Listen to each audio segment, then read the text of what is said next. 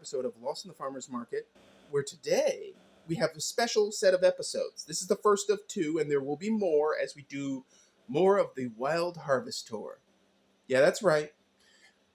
We completed our first Wild Harvest Tour last Saturday, and we were out in the wilderness, out here in Carolina. And by the way, if you're around the Fayetteville area around the end of the month, you can go on the tour too.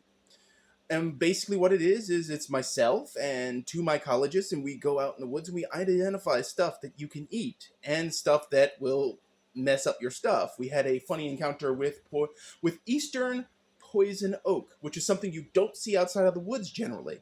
And it doesn't look like what you think it was. You know, people use poison oak and poison ivy synonymously, and they're very different. But that's beside the point. Anyway, you can expect a link to our Facebook page covering the Wild Harvest Tour in the information for this episode. But this plant, and the next episode covers this guy in the humidity tank, this plant was collected, both of them, during the tour. And what makes it really special is that it is an interesting species for our area, and it is a native wildflower. Now let's zoom in. I know the flowers don't look like much. They're on the fade. Hopefully more will come down. But white flowered, lovely leaves. Let's look at the shape of these leaves. They're almost kind of heart-shaped. The pointy stick of destiny is not doing me any justice there. But anyway, its scientific name is Viola blanda. That's right. It's a violet. This variety, this particular species, is called the sweet white violet. And despite that last name, blanda, it doesn't mean what you think it means. Anyway, it's in the Violaceae family, which means it is the violet family, name for, well, you guessed it.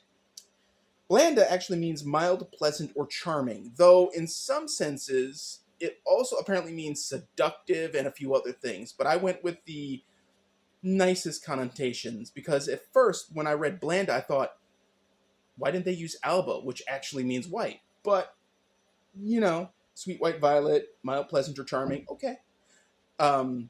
Blanda also, by the way, in some contexts means soothing. All right. We'll roll with that. So, this plant is actually a native. It is native to Canada, portions of Canada, and the north central USA. It is a native wildflower. Yay for natives!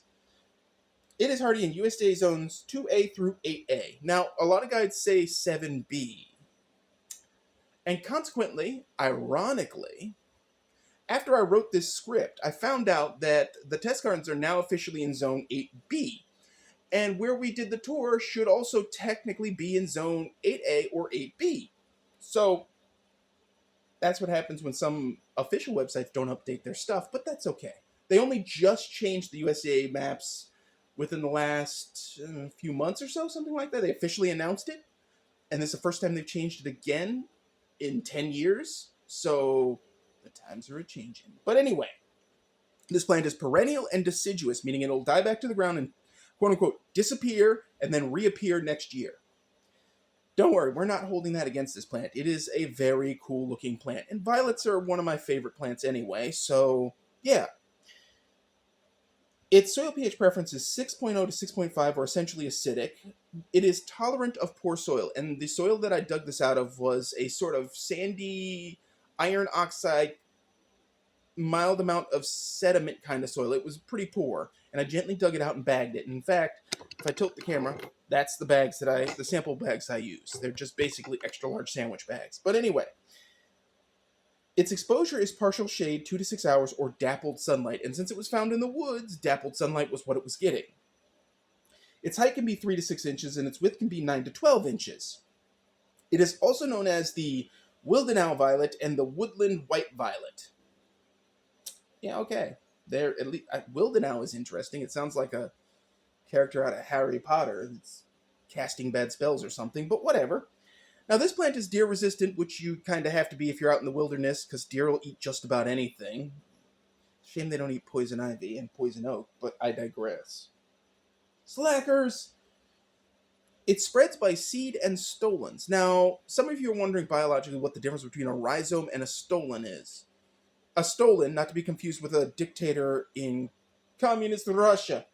But anyway, a stolon is essentially a modified stem that propagates a plant by rooting through its internodes. So, technically, I'm saying technically like I'm stretching the truth here, but mint doesn't actually spread by rhizomes, it spreads by stolons because they're modified stems that once they emerge, they become stems.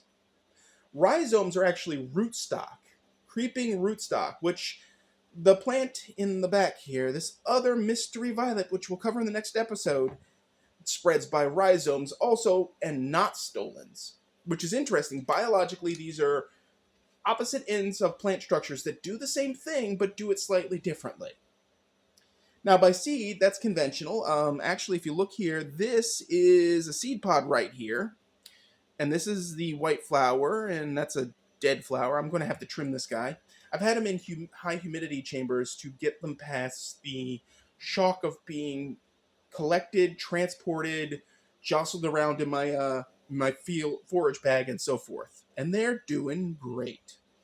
But anyway, it has a weak ability to respond to climate change by altering its bloom time to increase the probability of pollination, which is fascinating. There are plants that have built-in ways to deal with, well, how we're jacking up the environment. It's cool. Its natural habitat is cool mesic forest, which essentially is what we're in. We're in a pine/hardwood forest with patches of both, and most of our foraging was there's groundwater. There is certain spots where the groundwater is so close to the surface that it basically is a muck. That in and of itself creates a whole different ecology. This plant can be used as a ground cover, which indicates exactly how quickly it can spread under the right conditions, which is okay. I mean, a violet ground cover is a good thing. A tincture of this and turmeric can counter asthmatic or allergenic bronchial inflammation. Yeah, this one has straight up medicinal uses, but the violet family generally does, which is what's great about them. They're not just pretty faces, they got skills. And that's actually why the violet family was the first family of plants that I really worked to grow right next to coneflowers, both of which I was originally successful with from seeds and or cuttings up in New Jersey. Now, this plant was previously known as Viola, ulsiphylla, incognita, and lecontiana. Whoa, sorry. Lecontiana, which sounds like a railway line. But anyway, the interesting thing about this plant is if you notice, from a growing perspective, it has slightly red stems. The leaves are the trademark violet heart shape. And I'm sure there are cultivars of this that have been bred to have more stuff going on. But this is the wild version. Now, disclaimer.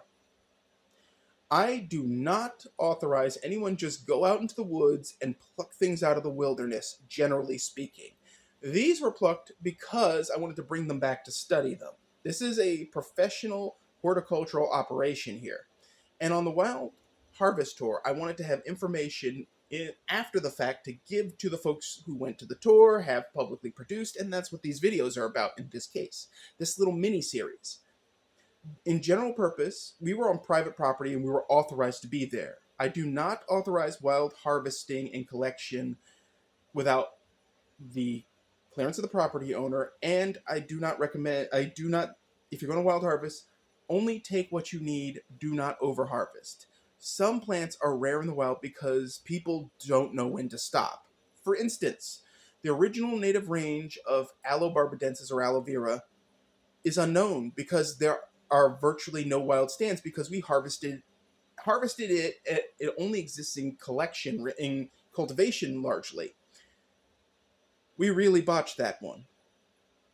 And who knows what wild creatures relied on that plant for survival. And that is why you don't overharvest.